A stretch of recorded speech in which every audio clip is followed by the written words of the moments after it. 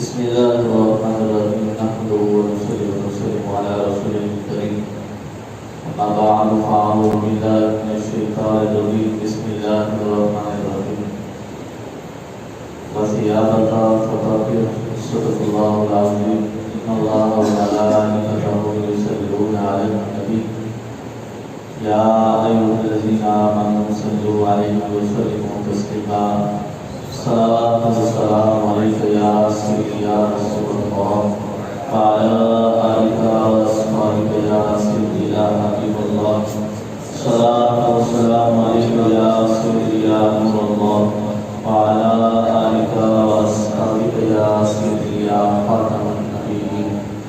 محترم عزیزوں، پیارے نمازی بھائیوں، آج کا ہمارا موضوع طہارت، وضو اور غسل کے حوالے سے ہے۔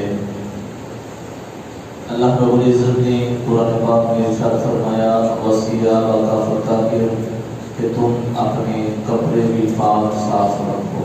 وَثِيَابَكَ فَطَهِّرْ تم اپنے کپڑے بھی پاک صاف رکھو۔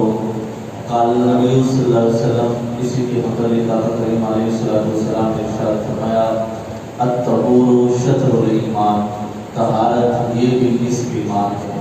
پاک صاف رہنا، صفائی کا خیال رکھنا یہ بھی ہمارا آدھا ایمان ہے۔ تو کتنی بڑی بات آج سرکار علیہ السلام نے بیان فرما دی۔ آج طہارت کی جو ہے وہ ضرورت ہر انسان کو ہے، وہ ظاہری طور پہ بھی اور بدنی طور پہ بھی اور باطنی طور کی طہارت بھی جو ہے وہ بھی ضروری ہے۔ ظاہری طور کی طہارت کو ہم غسل کر کے وضو کر کے اچھے لباس پہن کے حاصل کر لیتے ہیں۔ جو بدنی جو طہارت ہے وہ اللہ والوں کی صحبت کے پاس بیٹھ کے دلوں کا زنگ بھی دور ہوگا اور دلوں کو سکون بھی ملے گا، اور ان سے اللہ اور اللہ کے رسول کی باتیں سن کر ہم اپنے ایمان کو جو ہے مزید احسن طریقے سے اور اچھا کر سکیں گے۔ اسی حوالے سے جو ہے آج وضو کے بارے میں سماعت کیجیے کہ رب ذوالجلال ذاتی کائنات ماخذ و سما نے قرآن پاک میں ذکر فرمایا یا ایھا الذین آمنوا اذا قمتم الی الصلاۃ فاغسلوا وجوہکم وایدیکم الی المرافق وامسحوا برؤوسکم وارجلکم الی الکعبین۔ رب ذوالجلال ذاتی کائنات ماخذ و سما نے ذکر فرمایا اے ایمان والو، جب تم نماز کے لیے کھڑے ہونے لگو تو تم اس سے پہلے وضو کر لو۔ اور وضو کیسے کرنا ہے؟ پہلے تم اپنے چہروں کو دھو لو، پھر ایدیکم الی المرافق دونوں ہاتھوں کو کونیوں سمیت دھو لو، وامسحوا برؤوسکم اپنے سروں کا مسح کرو، وارجلکم الی الکعبین اور دونوں پاؤں کو ٹخنوں سمیت دھو لو۔ اس آیت میں وضو کے فرائض کا ذکر کیا اور ترتیب بھی رب تبارک و تعالی نے ذکر فرما دی کہ وضو کے فرائض کے اندر منہ دھونا پہلے ہے، اس کے بعد جو ہے ہاتھوں کو دھونا ہے، اس کے بعد تیسرے نمبر پر سر کا مسح کرنا ہے، چوتھے نمبر پر جو ہے پاؤں کو ٹخنوں سمیت دھونا ہے۔ ہمارے کئی ایسے حضرات ہیں کہ وہ کچھ نہ کچھ غلطی کر دیتے ہیں، جب پاؤں دھوتے ہیں تو ٹخنوں یا ایڑیوں کے پاس سے خشک جگہ رہ جاتی ہے، یا بازو دھوتے ہیں تو کوہنیوں کے پاس سے جو ہے وہ جگہ خشک رہ جاتی ہے۔ عزیزاں پیارے بھائیوں، جب فرائض کے اندر جو کمی رہ جائے تو پھر وہ فرض پورا نہیں ہوتا، اس کی ادائیگی پوری نہیں ہوتی۔ اسی طریقے سے ہم اگر وضو کے اندر کوتاہی کر لیں، ہمارے کہیں کسی جسم کے جو وضو کے جو فرائض ہیں وہ جسم کے حصے سے اگر وہ فرائض کی والی جگہ خشک رہتی ہے تو پھر ہمارا وضو کامل نہیں ہوگا۔ جب وضو کامل نہیں ہوگا پھر نماز پڑھے، قرآن پڑھے، اس کا اجر و ثواب سے بھی آپ محروم ہو سکتے ہیں۔ تو محترم عزیزوں پیارے نمازی بھائیوں، تو وضو کے فرائض جو ہے وہ چار ہیں: چہرہ دھونا، دونوں ہاتھوں کو سمیت دھونا، سر کا مسح کرنا اور دونوں پاؤں کو ٹخنوں سمیت دھونا۔ وضو کے کچھ سنتے ہیں وہ بھی سماعت کر لیجیے کہ پہلے نیت کرے، بسم اللہ الرحمن الرحیم پڑھے اور دونوں ہاتھوں کو مچکر دھونا، کلی کرنا، مسواک کرنا، ناک میں پانی چڑھانا، داڑھی کا خلال کرنا، انگلیوں کا خلال کرنا، پورے سر کا مسح کرنا، پیدل پر وضو کرنا کہ ایک جسم کا ایک وضو جو وضو کرو ہے، ایک وضو خشک نہ ہونے پائے دوسرا دھو لینا، ترتیب قائم رکھنا اور ہر دھونے والے اعضاء کو جو ہے 3 بار دھونا، یہ سنت ہے۔ اور وضو کے اندر کچھ مکروہات بھی ہیں جس کا خیال رکھنا چاہیے، اگر اس کا خیال نہ رکھیں تو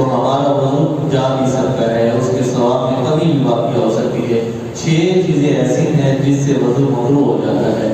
پہلی چیز یہ ہے کہ پانی کا ضرورت سے زیادہ استعمال کرنا، دوسری بات یہ ہے کہ پانی کا ضرورت سے کم استعمال کرنا۔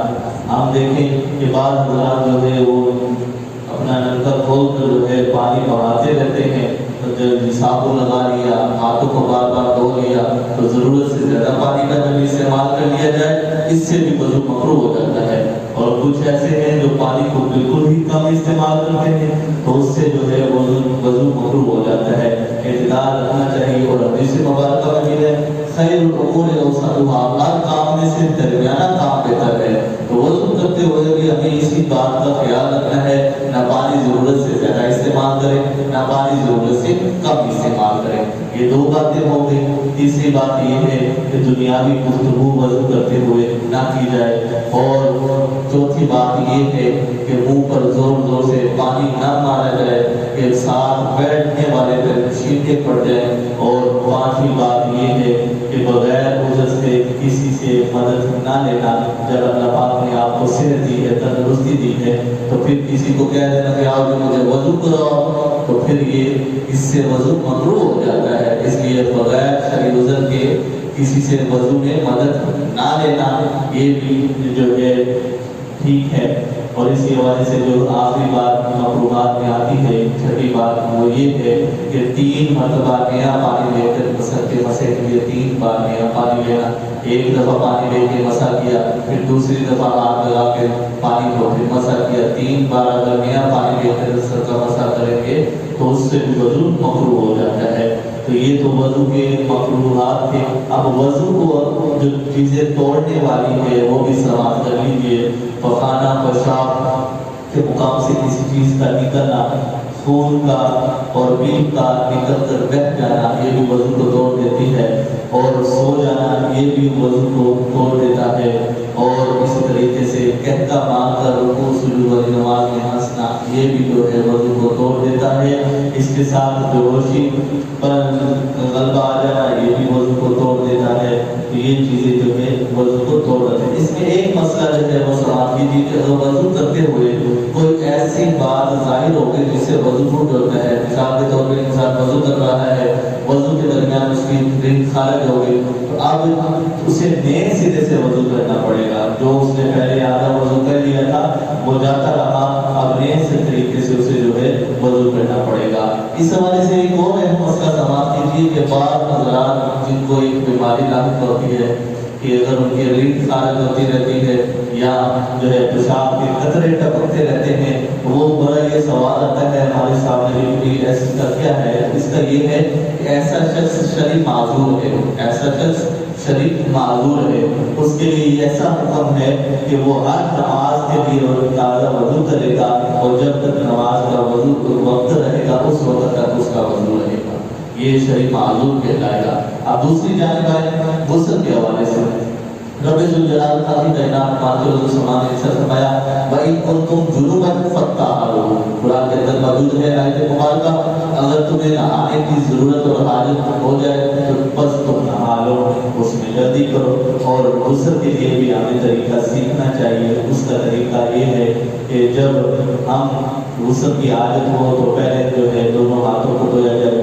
استنجا کیا جائے، اور جس جگہ نجاست لگی ہے اس نجاست کو دور کیا جائے، پھر وضو کیا جائے جیسا وضو نماز کے لیے کرتے ہیں۔ اس کے بعد دائیں کندھے پہ 3 مرتبہ پانی بہایا جائے، بائیں کندھے پہ 3 مرتبہ پانی بہایا جائے، اور سارے بدن پر پانی بہایا جائے۔ یہ غسل کا مصنون طریقہ ہے۔ اب غسل کے جو ہے وہ فرائض ہیں، غسل کے فرض 3 ہیں۔ ہماری اتنی عمر ہو جاتی ہے لیکن ہمیں غسل کے فرائض کا ہی نہیں پتا ہوتا، تو جب ہم اس میں کمی کوتاہی کریں گے، ہم 1000 بار نہاتے رہیں، غسل کرتے رہیں، لیکن جب غسل کا فرض ہی ادا نہیں ہوگا تو ہمارا غسل ہی نہیں ہوگا۔ اس کے لیے غسل کے جو فرائض ہیں وہ سماعت کیجیے کہ غسل کے 3 فرائض ہیں۔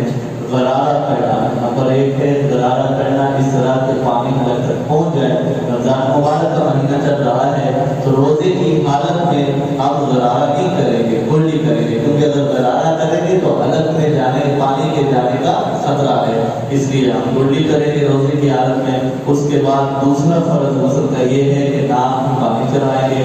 اور تیسرا فرض یہ ہے غسل کا کہ سارے بدن پر پانی بہائیں گے کہ جسم کا کوئی حصہ بھی خشک نہ رہ جائے. تو یہ غسل کے 3 فرض ہیں. اس کے بارے میں بھی ہمیں غور و فکر کرنی چاہیے. تو میرے بھائیو ہمیں اگر کسی چیز میں کوئی ڈاؤٹ ہے یا کوئی ہمیں مسئلے کا نہیں پتا تو اس کے بارے میں ہمیں علماء کے ساتھ رابطہ کرنا چاہیے, پوچھنا چاہیے. اگر از خود سے ہم عمل کرتے رہے اور اس میں ہماری کمی کجی ہو, کوئی ہماری غلطی ہو تو وہ درست نہ ہو تو پھر اس سے ہمیں جو ہے ثواب سے محروم رہ سکتے ہیں. اس لیے قرآن بھی کہتا ہے فَاسْأَلُوا أَهْلَ الذِّكْرِ إِن كُنتُمْ لَا تَعْلَمُونَ, بس اہل علم سے سوال کرو اگر تم کسی چیز کے بارے میں نہیں جانتے. اپنا وضو بھی ٹھیک کرے, اپنا غسل بھی ٹھیک کرے. اگر مجبوری ہے کہ پانی پر انسان قادر نہیں ہے, خدا نہ خاصہ کسی کو چوٹ لگ گئی, اس کے لیے بھی شریعت نے رخصت دی ہے. فَلَمْ تَجِدُوا مَاءً فَتَيَمَّمُوا, رب ذوالجلال نے قرآن میں ذکر فرمایا اگر تم پانی کو نہ پاؤ تو پھر تم تیمم کرو. یہ بھی ہمارے اوپر امتوں میں عائشہ صدیقہ عتیقہ رضی اللہ تعالیٰ عنہا کا احسان ہے جو ان کی وجہ سے رب تبارک و تعالیٰ نے ہمارے لیے آسانی پیدا فرما دی. جب ان کا ایک حال گم ہو گیا, صحابہ بھی تلاش کرنے لگے اور ابو بکر صدیق رضی اللہ تعالیٰ عنہ نے جا کے کہا کہ بیٹی تیری وجہ سے ہمیں تاخیر ہو گئی.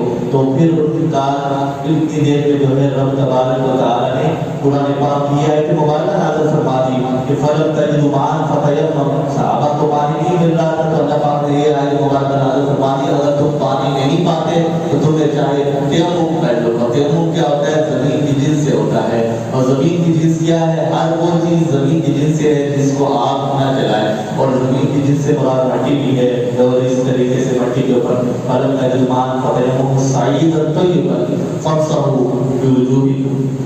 یہ اللہ پاک نے قرآن میں کے ذکر بھی تیمم کیا جو ہے فرائض میں ذکر فرما دیا. تیمم کے بھی 3 فرض ہیں. جس طرح غسل کے 3 فرض ہے, غسل کرنا, ناک پہ پانی ڈالنا, سارے بدن پہ پانی بہانا. تیمم کے 3 فرض یہ ہے نیت کرنا. پہلے نیت کی جائے گی کہ میں تیمم کرنے کی نیت کرتا ہوں. یہ اس صورت میں ہے جب مجبوری ہے, پانی نہ ملے. اگر پانی ہے اور وہ پانی استعمال کرنے میں قادر نہیں ہے, یعنی ڈاکٹر نے منع کر دیا کہ تیرے جسم پر ایسا زخم ہے اگر پانی لگے گا تو تیری جان جانے کا بھی خطرہ ہے, تو تو جو ہے پھر بھی اس سے پھر وہ تیمم کی طرف آئے گا. محترم عزیزوں پیارے بھائیو, تو تیمم کی بھی 3 فرض ہے. پہلے فرض نیت کرنا ہے. دوسرا فرض یہ ہے مٹی میں ہاتھ لگا کے اس طریقے سے جا کے چہرے کا مسح کرنا ہے. اور پھر دوبارہ ہاتھ مٹی میں لگا کے اس طریقے سے جا کے اپنے بازوؤں کا مسح کرنا ہے. یہ تیمم کے فرائض ہے. تو آج کا ہمارا موضوع طہارت تھا. طہارت کے اندر ہم نے اپنے کپڑوں کو بھی پاک رکھنے کا حکم اللہ پاک نے دیا. قرآن کے اندر وَثِيَابَكَ فَطَهِّرْ, تم اپنے کپڑوں کو پاک رکھو. اور طہارت جو ہے طہارت اصغر وضو کہا جاتا ہے, طہارت اکبر غسل کو کہا جاتا ہے. وضو اور غسل کے فرائض کو احسن طریقے سے ادا کریں. اگر ان کے فرائض کے اندر ذرا کمی کبھی باقی رہتا ہے تو ہم ساری عبادت کے ثواب سے محروم رہ سکتے ہیں. اور وضو کو نماز سے پہلے بھی کریں. اور لا يمسه الا المطهرون, قرآن پاک کو پڑھنے سے پہلے بھی وضو کریں. اللہ پاک نے یہ بھی ذکر فرمایا کہ قرآن کو نہ چھوئے مگر وضو کر کے. اللہ پاک کی باتوں میں ہوا ہے. اللہ پاک اللہ سے مجھے اور سب کو صحیح معنوں میں قرآن و حدیث پڑھ کر سن کر سمجھ کر اس پر ہمارا خیر ہونے کی توفیق